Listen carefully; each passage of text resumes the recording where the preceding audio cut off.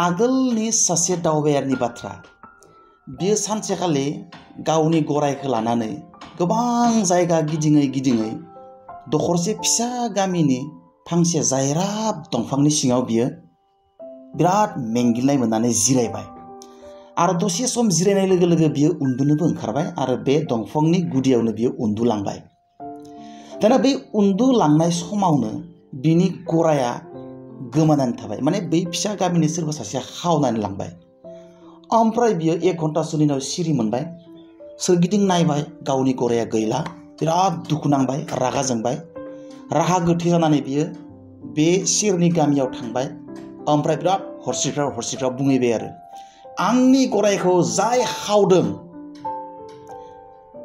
Immediate 1 घन्टानि गेजेराव जायनिफ्राय खावनानै लाबोदों बे जायगायावनो दोनहैफिन, नङाबा किन्तु बाथ्राया गाज्रि जागोन। आरो बेबायदि सेम जाथाया जेब्ला आंनियाव सिगाङाव जादोंमोन, आं जिबायदि एक्सनखौ लादोंमोन बे एखे एक्सनखौनो आङो दिनैबो लाफिनगोन। बेबायदि बुङै गामियाव गिदिंगासिनो आरोखि मानसि। ओमफ्राय जायखौ लोगो मोनदों बेखौनो बुंदों आरो आंनि गरायखौ बै दंफां गुदिनिफ्राय आं उन्दुना थानाय समाव जायनो खावनानै लाबोदों बिखौ खावलाय, मिथिगौबा नुदोंबा बुं, इमिडियेट 1 घन्टानि गेजेराव जायनिफ्राय लाबोदोंमोन बे जायगायावनो दोनहैफिननो बुं। आरो नङाब्ला किन्तु आङो थांनाय बाराव आं गराय खावजानायाव जि एक्सन लादोंमोन बे एक्सनखौनो किन्तु आं बे बारावबो लाफिनगोन। बेबायदि हरसिख्राव बियो गामियाव गिदिंबाय थाबायब्रा। ओमफ्राय सिखावाबो खोनाबाय, बे गामिनिमोन नालाय, बापरे बा, थांनाय बाराव गराय खावजानायावबा बियो मा एक्सन लादोंमोन, बे बारावबोथ' बे एक्सनखौनो लागोन बियो। बे गराय खावग्रा मानसिया बिराद मिथिनो लुबैबाय आरो एसे गिनायबो मोनबाय बियो, माबा एक्सन लादोंमोन बिबा थांनाय बाराव गराय खावजानायाव, दा खेबसेबा बियो मा एक्सन लागोन, बे जिनिसखौ बियो बिराद मिथिनोबो लुबैबाय आरो एसे गिनायबो मोनबाय बियो। जायबा गराय खावदोंमोन बे गामिनिमोन नालाय। ओमफ्राय बियो सिरि बोरैबा फैनानै बे दंफां गुदियाव गरायखौ दोनलांफिनबाय। ओमफ्राय बियो दसे समनि उनाव बे गराय मालिकखौ बुंबाय आरो मा जादोंलै नोंथां, सिखाव नङि बायदि बुंबाय आरो।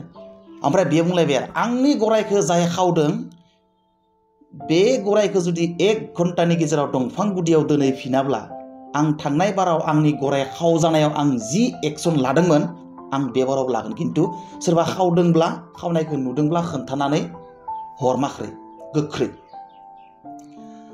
ओमफ्राय बि बुंबाय आरो नोंनि गरायखौथ' आं बेयावनो नुदोंलै, दंफां गुदियावनो, नंगौ नामा? आच्छा जाबाय आरो। ओमफ्राय दसे थानानै बे गामिनि मानसिफ्रा लोब फैनानै सोंबाय आरोखि। ओमफ्राय बे सिखावानो सोंबाय आरो आच्छा महदय, नोंथाङा जे थांनाय बाराव गराय खावजादोंमोन, देग्लायबो नै खावजाखांबाय किन्तु गरायखौ मोनफिनबाय, थांनाय बाराव नोंथाङा गराय खावजानायाव मा एक्सन लादोंमोन देनाय खोन्थानाय, जों एसे खोनासंना नायनि। ओरै जाबाय आरोखि मानसिफ्रा। ओमफ्राय गराय मालिकआ बुंबाय आरो गैया, आंलाय मा एक्सन लानो हानोब्रा, हारसिं मानसियालाय सोरबा खावदों सोरबा मादों, थांनाय बाराव गराय खावजानायाव आङो जेबो उफाय गैयिनि गराय गोदान मासे बायनानै लाफिनदोंब्रा, बेसो ओरै बुंबाय आरोखि। ओमफ्राय बिराद मिनिनो ओंखारबाय खावग्रायाबो, धोत साला गरायखौ मानोबासो दोनफैफिननायलै, ओरै जाबाय आरोखि। गरायखौ स्रोद खोमाखानायबानो जागौमोन, ओरै सानबाय आरोखि। थारमाने बे सल'नि गेजेरजों आं बेखौनो बुंनो नागिरदों, माब्लाबा नोंथांनो बिराद गिदिर समस्या फैयोब्ला बा नोंथांनि माबाफोर गाज्रि खामानि मावदोंब्ला सोरबाया बेखौ गिबियावनो नायग्रोनांगो, बिराद स्मुथ पलिसिजों सलुसन खालामनो हागोन नामा बे प्रब्लेमखौ, बे जेंनाखौ। ओमफ्राय गिबियावनो बे स्मुथ पलिसिजों सलुसन खालामनो हायाब्लासो नोंथाङा भायलेन्ट रास्ताखौ माने एक्सेप्ट खालामनांगौ आरोखि। गिबियाव रागा जोंनाय, बुलाय सुलाय खालामनाय, माने भायलेन्ट रुपखौ लाग्रोनाङा आरोखि। गिबियाव नायग्रोनांगौ जे बिनि स्मुथ पलिसि दं नामा, गोजोनै बेखौ समाधान खालामनो हानायनि रास्ता दं नामा, लामा दं नामा, बे जिनिसखौ नायग्रोनांगौ आरोखि। माखासे गिदिर प्रब्लेमफोरखौ थारमाने बेबायदि स्मुथ पलिसिजों सलुसन खालामनो हानाय लामा दङ आरो, जों मात्र ब्रेनखौल'सो बाहायनांगौ आरो सम। अके बाय, सी यू नेक्स्ट।